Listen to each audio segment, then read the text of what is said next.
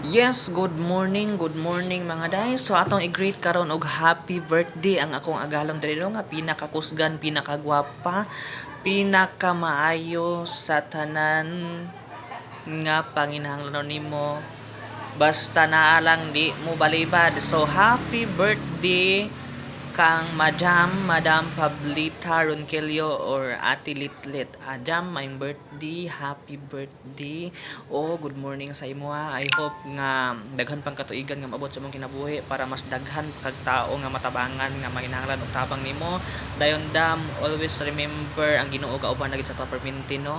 Wala gid tay mahimo kung wala siya. So unta da malipayon ka sa imong birthday karon o uban sa imong mga anak nga mag-attend sa imong birthday o ang mga tao pod mga dam nga mag-ana sa imong birthday. So unta dam nga dugangan pa imuhang katuigan nga daghan pa imong maabot nga grasya sa imong kinabuhi, more blessings to come in your life madam.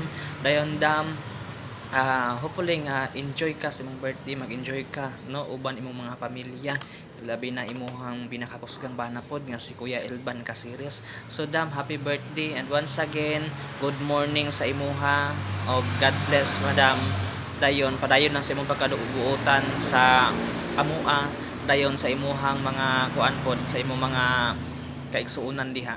So kana lang madam o good morning and once again happy birthday kay na ako nitason akong istorya kay kuan kining murag drama ra kayo. So kana lang madam o good morning, happy birthday once again.